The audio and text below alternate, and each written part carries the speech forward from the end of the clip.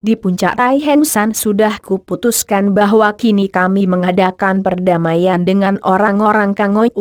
Apakah engkau menjadi wakil pemberontak Busam Kui dan menantang pembantu-pembantu pemerintah? Nirahai bertanya. Han Han menjawab tegas. Sama sekali bukan. Aku dan adikku Lulu sekarang tidak sudi mencampuri perang. Aku menantang Mabin Lomo karena urusan pribadi, karena ingin membalaskan dendam puluhan orang anak murid Inko San yang orang tuanya telah dibunuhnya semua oleh iblis muka kuda ini. Dan untuk membalaskan dendam terhadap kematian Long Sin Lian. Aku pun menantang Toat Beng Chiu Sian Li, karena berkali-kali dia hendak membunuhku. Bahkan yang terakhir aku tentu telah mati dibunuhnya kalau tidak muncul Kim Chu sehingga hanya sebelah kakiku yang buntung. Aku tantang mereka berdua sebagai musuh pribadi. Di dalam lubuk hatinya, semenjak dua orang iblis tua itu muncul sebagai utusan Pangeran Ouyang Chin Ko untuk minta kepala Han Han sebagai hukuman atas kematian Ouyang Seng, Nirahai sudah mengambil keputusan untuk mengenyahkan dua orang itu. Dan ketika Han Han datang bersama Lulu, dia pun sudah tahu maka dia sengaja bicara keras. Kemudian, tantangan Han Han terhadap dua orang itu menggirangkan hatinya, maka puteri cerdik ini tidak mengusir para prajurit, bahkan memperkenankan mereka menonton agar mereka mendengar dan menjadi saksi atas pertandingan yang memang ia harapkan ini. Ia tahu bahwa Han Han telah sembuh dan bahwa pemuda itu amat sakti, tentu sanggup menandingi mereka berdua. Maka kini dengan aksi mengangkat pundak ia berkata, pemerintah tidak akan mencampuri urusan dendam pribadi, bahkan selalu akan menjadi saksi. Terserah tanggapan Mabin Lomo dan Toat Beng Chiu Sian Li atas tantangan Sumahan, kami tidak mencampurinya, hanya ingin melihat pertandingan yang adil dan sah. Dua orang datuk kaum sesat itu diam-diam merasa jerih terhadap Han Han. Akan tetapi untuk menolak tantangan, tentu saja mereka merasa malu. Pula, mereka adalah dua orang tokoh besar, masa harus melarikan diri terhadap tantangan seorang pemuda yang buntung sebelah kakinya?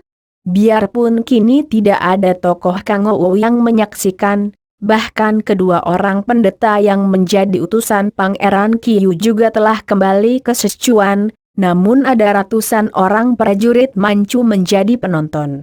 Akan tetapi, Toat Beng Chiu Sian Li masih berusaha untuk menghindarkan pertandingan dan berkata, Suma Han, engkau sekarang mengakui sebagai keturunan Suma. Jai Hua Sian Suma Hoat adalah kakekmu. Lupakah engkau bahwa aku adalah istri kakek buyutmu Suma Kiat? Aku adalah nenek buyutmu sendiri. Hayo berlutut memberi hormat atas kekurang ajaranmu menantangku. Akan tetapi Han Han tertawa mengejek. Tidak kusangkal bahwa aku menyesal sekali, adalah keturunan keluarga Suma yang jahat seperti keluarga iblis itu. Engkau adalah seorang di antara selir-selir Suma Kiat yang tentu banyak jumlahnya, entah selir yang syah ataukah selir gelap-gelapan.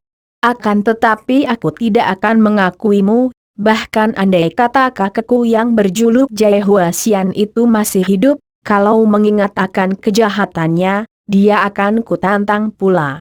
Toat Beng Chiu Sian Li, aku ulangi lagi tantanganku kepadamu, bukan sekali-kali sebagai nenek buyut, melainkan sebagai seorang datuk kaum sesat yang telah menumpuk dosa.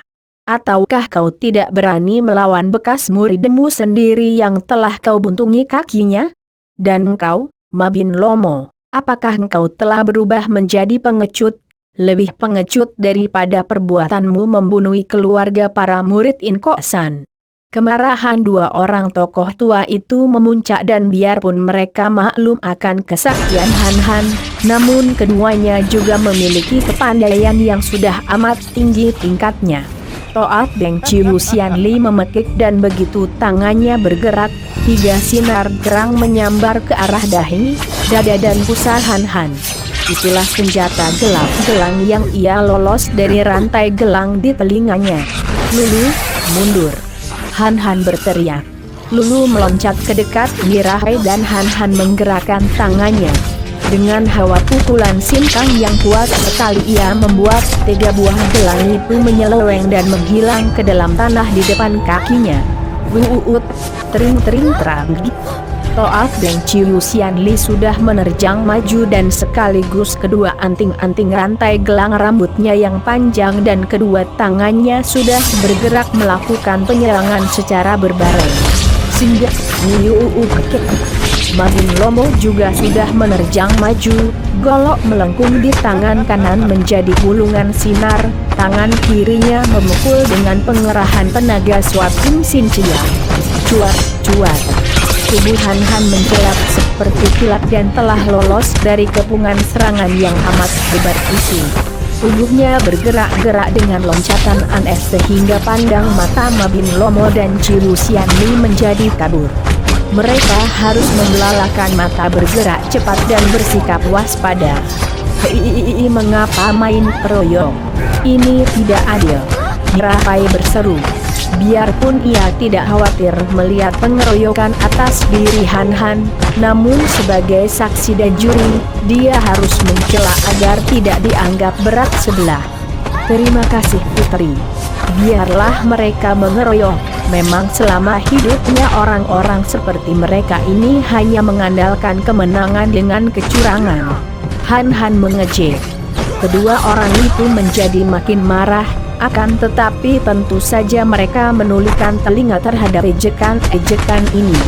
Karena maklum bahwa kalau maju seorang demi seorang, tentu mereka akan celaka. Tanpa menjawab, mereka telah mengirim serangan secara bertubi-tubi. Han tetap mainkan ilmu silat Soan Hong Lui pun yang amat hebat, tubuhnya lenyap. Dan hanya tampak berkelebatnya bayangannya yang saking cepat gerakannya sampai seolah-olah berubah menjadi banyak itu. Dia hanya mengelak dengan loncatan-loncatan ke sana sini sehingga tampaknya seperti 2 orang anak-anak yang canggung mengejar dan berusaha untuk memukul seekor lalat yang amat cekatan. Mabin Lomo Siang Koan Li adalah seorang ahli bermain golok melengkung, dan tenaganya Swat Im Sin Chia yang amat kuatnya, bahkan lebih kuat daripada tenaga Sin Kang Setan Botak. Lebih kuat pula dari tenaga Sin Kang Toat Beng Ciu Xianli. Akan tetapi nenek itu jauh lebih berbahaya karena biarpun Sin Kangnya tidak sekuat Mabin Lomo, namun dalam hal ilmu silat, Toat Beng Ciu Xianli Buci Goat lebih lihai dan banyak sekali macam ilmunya. Nenek ini puluhan tahun lamanya berkecimpung di dunia kaum sesat, mempelajari bermacam ilmu. Dan sebagai selir terkasih Sumakiat, dia menuruni pula ilmu-ilmu aneh dan mengerikan dari suaminya itu. Dia ahli mempergunakan rambutnya sebagai senjata. Biar rambutnya sudah banyak ubannya, namun masih panjang dan rambut yang halus ini berbahaya sekali. Dapat melibat senjata lawan, dapat menjerat leher, dan bahkan dapat pula menjadi keras menegang dan digunakan sebagai alat penutup jalan darat. Senjata rantai gelang yang tergantung di kedua telinganya juga merupakan senjata yang ampuh sekali. Karena selain sukar diduga gerakannya karena digerakkan bukan dengan tangan melainkan dengan gerakan kepala, menjadi timbangan yang membingungkan bagi lawan dengan gerakan penyerangan rambut. Ditambah lagi dengan kuku-kuku jari tangannya yang beracun, telapak tangannya yang mengandung hawa pukulan Toat Beng Tok Chiang, tangan beracun pencabut nyawa, yang biarpun tidak sekuat Swat Im Sin Chiang, namun mengandung hawa beracun yang jahat sekali. Han yang sudah beberapa kali bertanding melawan 2 orang ini, tahu bahwa dikeroyok 2 orang ini sama dengan dikeroyok sedikitnya 10 orang. Yang paling berbahaya baginya adalah si nenek yang sambil menyerang menyembunyikan anting-antingnya, suaranya berkerincingan mengacaukan perhatian. Bahkan bagi para pendengar yang tidak memiliki Sin Kang kuat, dapat menggetarkan jantungnya. Baiknya para prajurit menonton dari jarak jauh sehingga getaran suara itu hanya membuat mereka menutupi telinga karena amat tidak enak didengar, seperti orang mendengar suara kaleng digurat-gurat. Maka, kini setelah berloncakan ke sana sini dan gerakan ilmu gerak kilat pada kaki tunggalnya sudah lancar, mulailah ia membalas dengan serangan tongkat yang ia mainkan dengan gerakan ilmu pedang Siang Mo Kiam Sut. Sedangkan tangan kirinya ia pukulkan dengan sinkang yang berubah-ubah, kadang-kadang ia menggunakan inti tenaga Hui Yang Sin Chiang. Kadang-kadang ia menghadapi pukulan Mabin Lomo dengan tenaga yang sama, yaitu Swat Im Sin Chiang, namun jauh lebih kuat. Kini mulailah Han Han menggunakan ilmunya Soan Hong Lui Kun yang memungkinkan ia berloncatan cepat menjauhi Toat Deng Cilu Sian Li dan mendesak Mabin Lomo. Toat Deng Cilu Sian Li maklum bahwa Han Han hendak merobohkan dulu murid keponakannya, maka berteriak-teriak dan mengejar terus. Namun gerakannya jauh kalah cepat oleh Han Han sehingga bagi para penonton yang tidak dapat mengikuti dengan pandangan mata biasa mereka seperti prajurit-prajurit Manchu itu, yang kelihatan hanya berkelebatan tubuh Han Han dan Mabin Lomo yang sibuk menangkis dengan goloknya. Dan melihat nenek itu berlari-lari memutari tubuh Mabin Lomo sambil berteriak-teriak memaki seperti orang gila. Mabin Lomo mempertahankan diri sekuatnya. Ketika melihat tongkat menyambar, ia mengerahkan tenaga mengayun goloknya menangkis, dan tangan kirinya sudah menghantam ke arah bayangan Han Han dengan Swat Im Sin Chiang. Saat inilah yang dinanti-nantikan oleh Han Han. Tongkatnya ia pukulkan dengan kuat, dan tangan kanannya menyambut pukulan itu dengan tenaga Im Kang pula yang jauh lebih kuat. Dua senjata bertemu di udara, tepat pada saat dua telapak tangan mereka bertemu. Krak des. Golok patah menjadi tiga dan tubuh Mabin Lomo menggigil, kemudian ia terhuyung mundur. Dari telinga, mata, hidung dan mulut juga dari lubang-lubang di bawah tubuh, mengucur darah dan akhirnya roboh dengan napas putus. Tubuhnya berubah membiru dan kaku seperti sebatang kayu karena tubuh itu sudah membeku. Becah setan. Toat Deng Cilu Sian Li memaki menutupi rasa genarnya. Semua senjatanya yang ampuh, rambut, sepasang rantai gelang dan kedua tangannya menyerang talang karut.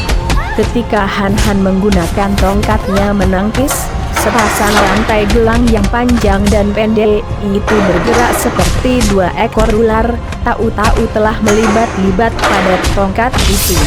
Dan mendadak nenek itu menggerakkan kepalanya. Dua helai rantai gelang itu membetot ke kanan kiri. Han Han terkejut karena benar-benar amat kuat tarikan dua rantai gelang itu. Dia pun mengerahkan tenaga membetot. Krek krek kraakekek. Ai, nenek itu menjerit. Tongkat Han Han patah-patah menjadi tiga potong. Akan tetapi dua helai rantai gelang itu pun copot dari kedua telinga si nenek. Merobek bagian bawah daun telinga di mana rantai itu tergantung. Nyerinya begitu hebat bagi seorang nenek yang demikian sakti. Akan tetapi rasa kaget dan malu membuat ia menjadi marah dan nekat. Kepalanya bergerak dan rambutnya sudah membelit leher Han Han. Pemuda ini tak sempat mengelak, rambut itu seperti hidup, tahu-tahu telah membelit dan mencekik leher. Otomatis kedua tangannya ia gerakan ke leher untuk melepaskan libatan dan menarik putus rambut itu. Akan tetapi pada saat itu, Toat Deng Cilu Sian Li Buci Goat sudah menggerakkan kedua tangannya yang berkuku panjang. Yang kiri mencengkeram ke arah ulu hati, sedangkan yang kanan mencengkeram ke bawah pusar Han Han untuk meremas hancur anggota kelaminnya. Koko, awas! Tak tertahankan lagi Lulu yang menyaksikan gerakan nekat dan curang itu berseru. Dirahai menonton dengan sepasang mata tak pernah berkedip dan hatinya menjadi tegang. Namun ia tetap waspada untuk mencegah kalau Lulu yang sudah tak enak berdiri sejak tadi itu turun tangan membantu kakaknya. Han Han sekarang bukanlah seperti Han Han dahulu ketika baru keluar dari Pulau Les. Setelah menerima gemblengan dari Ku Xiao Bui, dia telah menguasai ilmu silat tinggi dan memiliki kewaspadaan seorang ahli. Dia tidak akan takut disebut orang sebagai pendekar super sakti kalau dia tidak melihat gerakan kedua tangan nenek itu. Dari gerakan pundak saja ia sudah mengetahui lebih dulu sebelum kedua tangan nenek itu menerkam tubuhnya. Ia membiarkan lehernya tercekik, mengerahkan tenaga untuk melindungi leher sehingga cekikan tidak menghalangi pernapasannya. Berbareng secepat kilat ia menggerakkan kedua tangan menerima kedua tangan nenek itu sehingga dua pasang telapak tangan bertemu.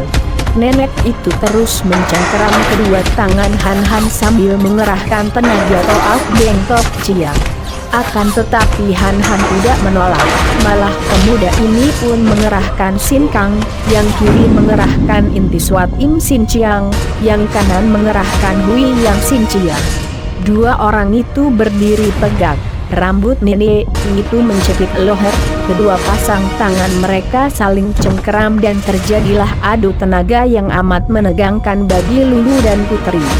Mereka berdua maklum bahwa Han Han dan nenek itu mengadu tenaga sakti yang amat berbahaya. Kini tangan kiri nenek itu yang bertemu tangan kanan Han Han yang mengepulkan asap dan kuku-kukunya yang panjang hangus, sedangkan tangan kanannya menggigil. Muka nenek itu sebentar pucat sebentar merah, napasnya terengah-engah dan ia berkata parau, "Aku nenek buyutmu. Nenek buyutmu," dan dari kedua mata nenek itu bercucuran air mata. Han Han merasa muak, juga kasihan. Air mata hanya dapat dikeluarkan dari hati yang baik. Hanya orang yang berduka, orang yang menyesali perbuatannya, orang yang kalah dan tertekan batinnya saja yang akan dapat mengucurkan air mata. Dan tak dapat disangkal lagi, menangis sama dengan berdoa, karena hanya orang yang menangis saja yang mendekatkan hatinya dengan Tuhan. "Pergilah," seru Han Han dan ia mengerahkan semua tenaganya, mendorong dan tubuh nenek itu terlempar dibarengi jeritnya yang menyayat hati. Rambutnya masih melibat leher Han Han karena dalam saat terakhir itu, nenek ini masih tidak mau melepaskan niatnya membunuh Han Han. Maka masih melakukan perlawanan. Kalau saja dia mengaku kalah dan tidak melakukan perlawanan dengan seluruh tenaga, agaknya ia akan terlempar saja dan masih selamat. Akan tetapi ia melawan, maka selain rambut kepalanya coplok dan tertinggal semua di leher Han Han juga tenaga yang ia kerahkan di kedua tangannya membalik dan menghantam isi dadanya sendiri. Ia terbanting dengan kepala tak berambut lagi, kedua telinga robek, dan tubuhnya hangus sebelah. Toat Beng Chiu Sian Li Bu Chi Goat tewas dalam keadaan yang lebih mengerikan daripada kematian Mabin Lomo Siang Ko An Li. Lulu berlari menghampiri kakaknya dan memeluk pundak Han Han yang melepaskan libatan rambut dan membuang rambut itu dengan helaan napas panjang. Kemudian ia melepaskan pelukan Lulu dan menengok ke kiri. Juga Lulu mendengar suara ribut-ribut di antara para prajurit. Nirahe sendiri pun memandang kejurusan itu dan wajahnya berubah, keningnya berkerut.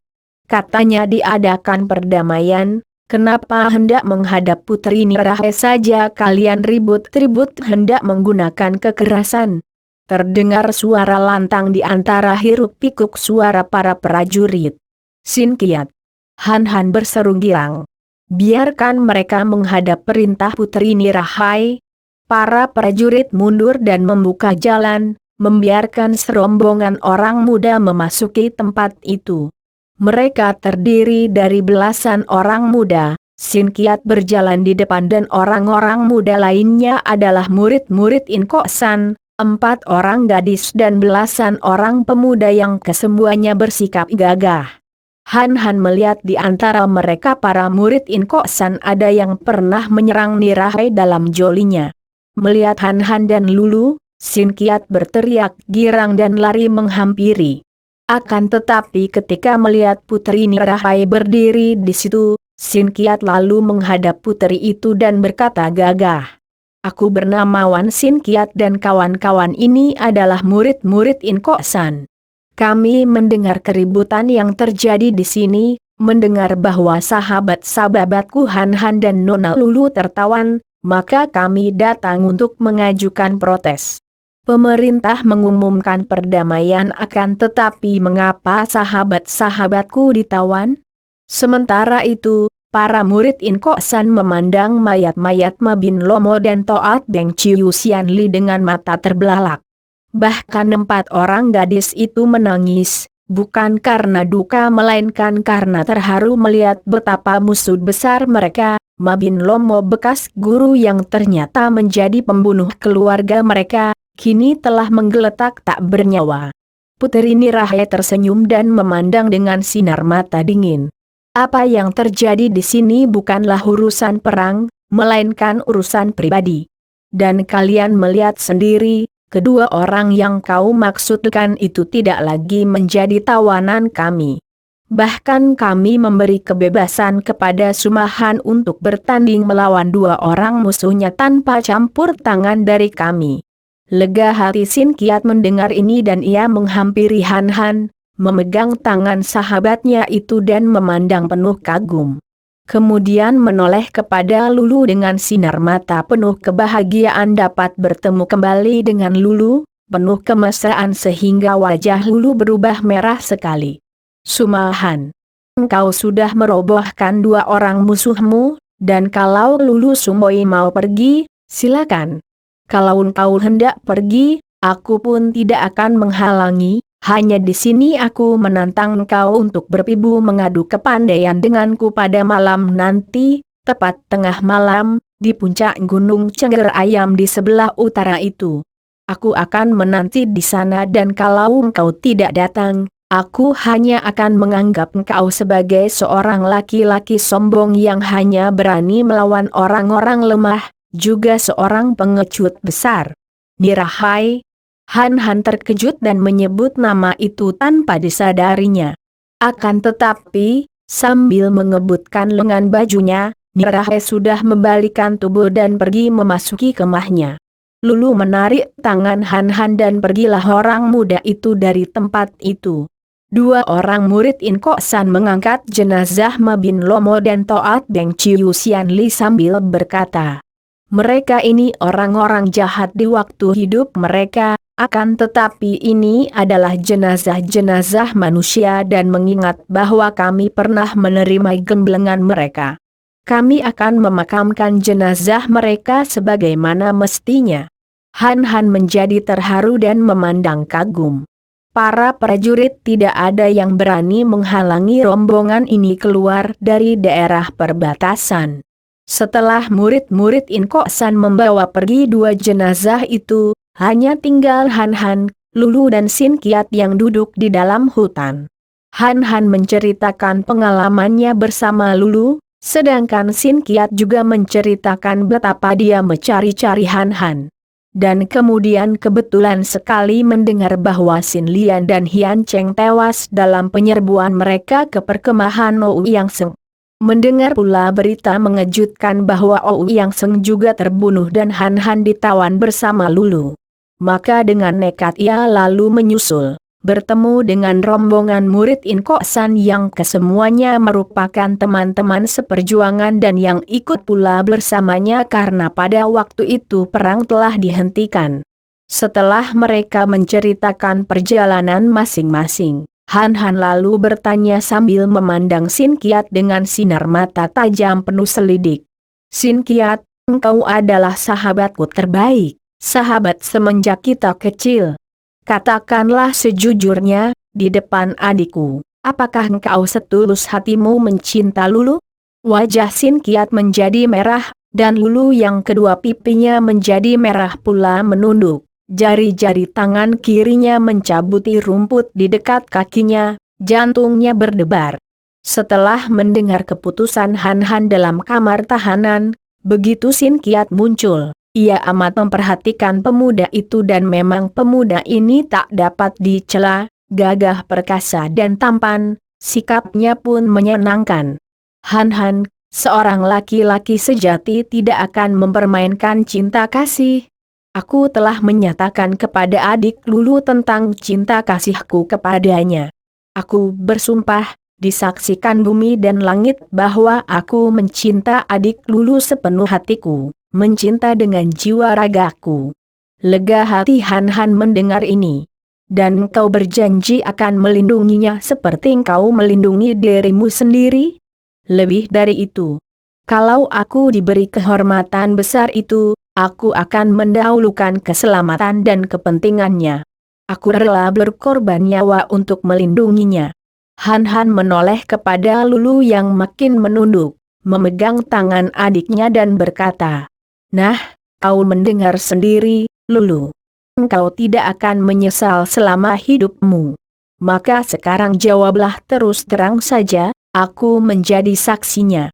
Apakah engkau bersedia kalau dijodohkan dengan Sin Kiat?" Sepasang mata yang indah dan lebar itu terangkat, memandang Han dan dua butir air mata jatuh berderai di atas kedua pipinya, bibirnya gemetar ketika ia berkata lirih. "Kalau itu yang kau kehendaki. Memang aku menghendaki engkau berjodoh dengan Sin Kiat, adikku.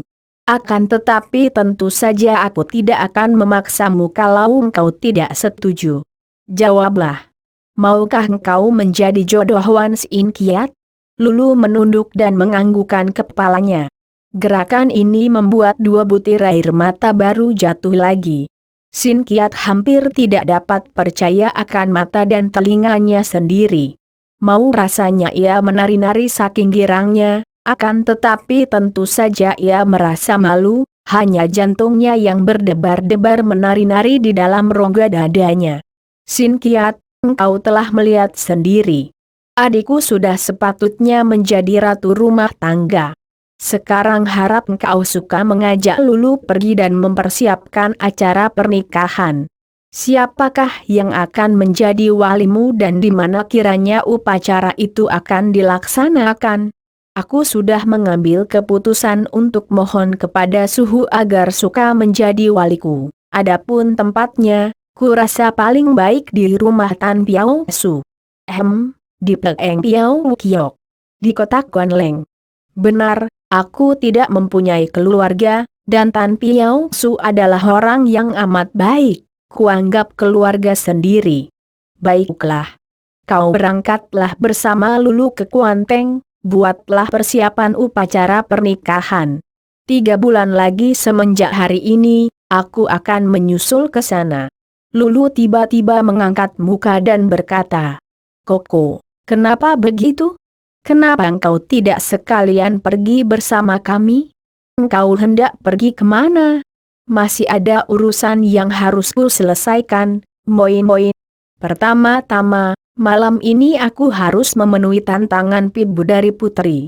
Ayah, aku ikut denganmu, Koko. Putri Nirahai adalah suciku, dan engkau adalah kakakku. Kini kalian hendak mengadu kepandaian. Suci amat sakti, Koko. Bagaimana kalau aku hendak menjadi saksi?" "Tidak boleh, Lulu." Dia mengajak Pibu di tengah malam di puncak Gunung Cengger Ayam, hal ini berarti bahwa dia tidak akan membawa teman dan tidak menghendaki saksi. Mungkin dia merasa malu kalau akan kalah. "Tenangkanlah hatimu, aku akan berusaha mencapai kemenangan tanpa harus membunuhnya. Kau berangkatlah sekarang juga bersama Sin Kiat dan tunggu kedatanganku di Kuanteng 3 bulan lagi."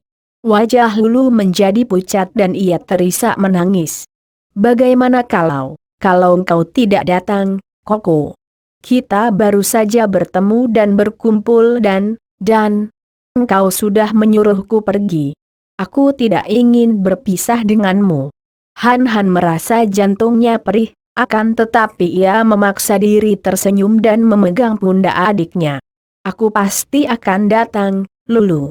Tidak ada peristiwa yang lebih penting bagiku melebihi upacara pernikahanmu, melihat engkau berbahagia." Hanya kematian saja yang akan mampu menggagalkan kedatanganku 3 bulan mendatang di Kuanteng. Akan tetapi andai kata demikian, aku pun akan puas karena percaya bahwa di sampingmu ada Sin Kiat yang akan membela dan melindungimu dengan sepenuh jiwa raganya. Berangkatlah, Lulu, dan kau sudah berjanji akan menjadi adik yang baik, yang mentaati permintaan kakaknya, bukan? Koko. Lulu menubruk dan karena Han sudah bangkit berdiri, ia merangkul kaki tunggal itu sambil menangis. Berat sekali rasa hatinya untuk pergi meninggalkan Han.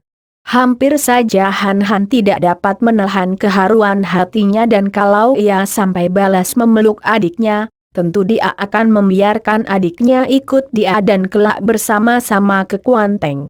Akan tetapi ia mengeraskan hatinya, lalu berkata kepada Sin Kiat yang memandang penuh keharuan dan bingung apa yang harus ia lakukan. Sin Kiat, lekas kau ajak Lulu pergi, hari sudah hampir gelap. Jangan sampai kalian kemalaman di jalan dan di hutan.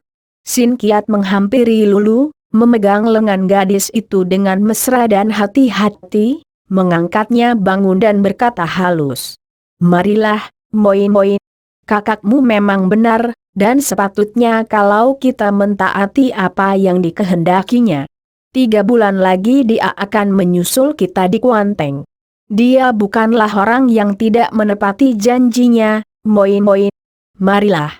Sin Kiat menarik dengan halus dan terpaksa Lulu menurut, akan tetapi gadis itu terisak-isak dan sambil berjalan digandeng Sin Kiat, ia menoleh memandang ke arah kakaknya yang berdiri tegak sambil tersenyum.